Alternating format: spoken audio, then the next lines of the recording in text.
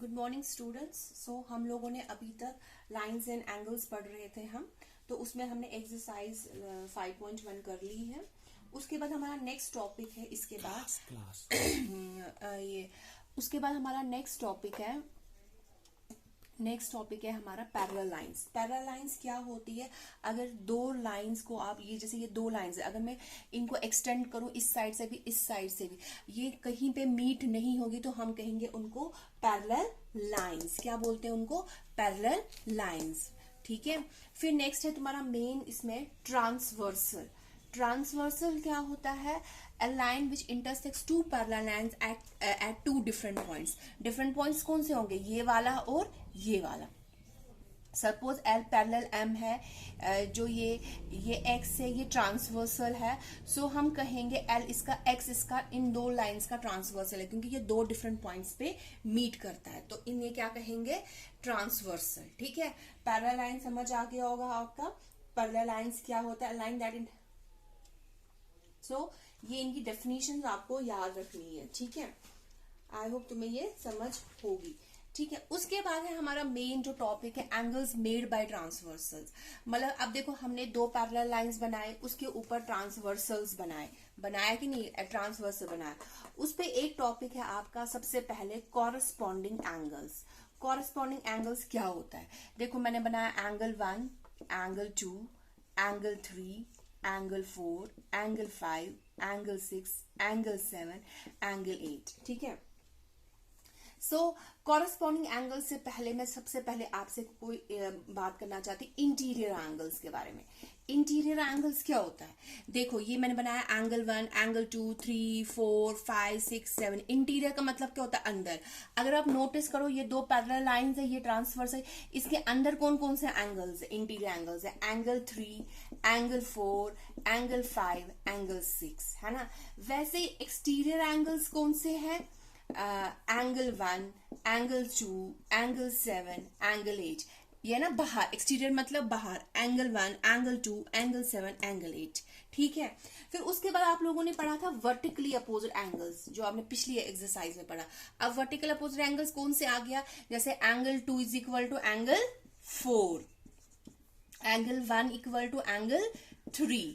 वैसे यहाँ पे angle 5 equal to angle 7, angle 6 equal to angle 8। ठीक है स्टूडेंट्स, ये आपका आ गया इंटीरियर एंगल्स। इंटीरियर मतलब अंदर, एक्सटीरियर मतलब बाहर। जैसे ये बाहर आ गए और ये आपके वर्टिकली आ गए। वर्टिकल वाला देखो दो लाइंस इंटरसेक्ट करी तो इनके जो वर्टिकली अपोजिट एंगल्स है ये इक्वल है। ठीक है यहां तक। अब नेक्स्ट टॉपिक है आपका कॉरस्पॉन्डिंग एंगल्स। अब ये कॉरस्पॉन्डिंग एंगल्स क्या होता है? कॉरस्पॉन्डिंग एंगल्स होता है दो एंगल्स को तुम कॉरस्पॉन्डिंग तब कहते हैं, एक तो वो if they lie on the same side of the transversal, और एक इंटीरियर होना चाहिए और एक एक्सटीरियर होना चाहिए। सबसे पहले same side of the transversal की क्या बात होगी? ये देखो ये ट्रांसवर्सल है, ये इसका एक साइड है, ये इसका एक साइड है। मीन्स कि मैं कह सकती हूँ एंगल 1 इक्वल टू एंगल 5। देखो एंगल 1 और angle 5 same side of transversal lie कर रहा है ना, इसी साइड। और देखो एंगल 1 क्या है? Exterior angle. और एंगल 5 क्या है? Interior angle. तो they should lie on the same side of the transversal and one should be exterior angle और दूसरा क्या होना चाहिए? Interior angle. वैसे एंगल 4 और एंगल 8 ये भी कॉरस्पॉन्डिंग एंगल है। क्यों है? क्योंकि एक तो ये दोनों एक ही मतलब ट्रांसवर्सल के एक ही साइड पे लाई करता, और ये 4 इंटीरियर में है, ये एक्सटीरियर में है। वैसे इस साइड की बात कर लो, एंगल 2 इक्वल टू एंगल 6। क्यों? Same side of the transversal, एक एक्सटीरियर है एक इंटीरियर है। वैसे ही angle 3 equal to angle 7, same interior exterior. और आप खुद नोटिस करो जो कॉरस्पॉन्डिंग एंगल्स होते हैं वो कौन सी शेप बनाते हैं? एफ शेप बनाते हैं। देख लो खुद ही आप। जैसे मैंने अभी कहा ये एंगल 1 इक्वल टू एंगल 5, ये बना रहा है ना एफ शेप। अगर आप नोटिस करो तो ये देखो बना रहा ना एफ शेप। सो ये एफ शेप बनाता। These are called corresponding angles. So आप कह सकते हो two angles are said to be corresponding.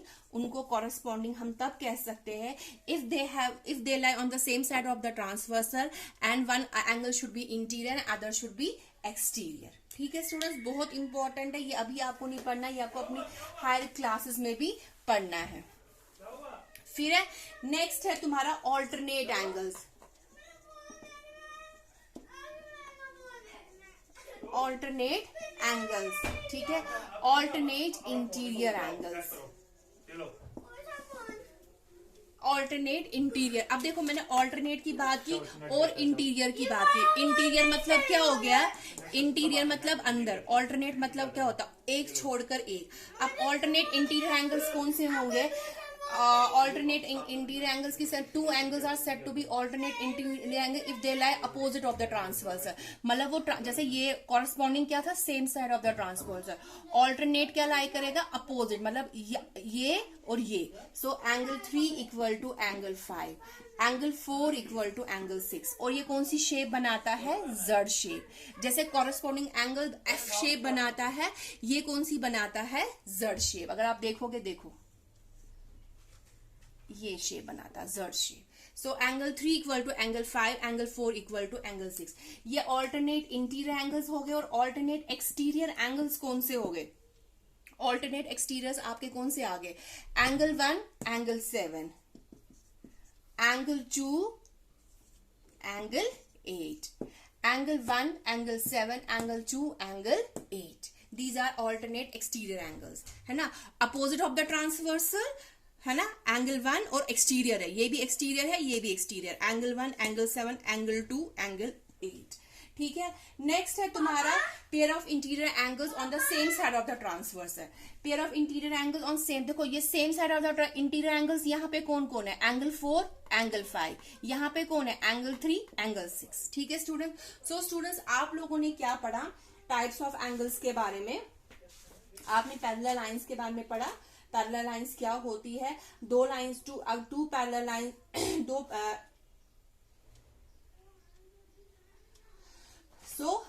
To parallel lines के बारे में पढ़ा आपने। पैरेलल लाइंस क्या होता है, ट्रांसवर्सर के, और जो उनमें एंगल्स बनते हैं उनके बारे में पढ़ा। इनको वर्टिकली अपोजिट एंगल्स कहते हैं, जैसे एंगल 1 एंगल 3 एंगल 2 एंगल 4। इनको same side of the transversals कहते हैं। कॉरस्पॉन्डिंग क्या होता है, वो same side of the transversal तो लाइक करते हैं, मगर एक एंगल एक्सटीरियर होता है, एक एंगल इंटीरियर होता है। ऑल्टरनेट क्या होता है, they lie opposite of the transversal, this interior अलग होते हैं उसमें और एक्सटीरियर अलग एंगल्स होते हैं। इसी बेसिस पे तुम्हारी अब एक्सरसाइज है, लास्ट एक्सरसाइज इसकी एक्सरसाइज 5.2 सेम है। अगर आपको समझ आ गया होगा तो तुम्हारे लिए ये मुश्किल नहीं है करना, ठीक है। दिस इज योर एक्सरसाइज, ये आपका ए है, दिस इज योर बी, ठीक है। ये दो ट्रांसवर्सल्स है, देखो ये पैरेलल लाइंस है। आपको बोला गया है state the property that is used in each of the following statement. आपको बोला गया if A is parallel to B, अगर ए पैरेलल टू बी है तो हमें बोलना है एंगल 1 एंगल 5 के बराबर होगा। हाँ देखो, जो मैंने अभी प्रॉपर्टीज बोली कि कॉरस्पॉन्डिंग एंगल्स इक्वल है, वो तभी फॉलो होगी अगर दो लाइंस क्या होंगी, पैरेलल, और ये क्या होगा, ट्रांसवर्सल। आप कहोगे कौन सी प्रॉपर्टी है उसमें, कॉरस्पॉन्डिंग ऑफ एंगल्स, है कि नहीं, ये कॉरस्पॉन्डिंग एंगल्स। सीधे देखो, angle 1 equal to angle 5, same side of the transversal, एक एंगल एक्सटीरियर है, एक एंगल इंटीरियर है, ठीक है। Angle 1 angle 2 angle 3 angle 4 angle 5 angle 6 angle 7 angle 8, it is given to you. हाँ, ये आपको बुक पे दिया गया है। फिर एंगल 4 इक्वल टू एंगल 6, क्यों, ऑल्टरनेट एंगल्स। फिर आपको बोला गया है angle 4 plus angle 5 equal to 180 degree.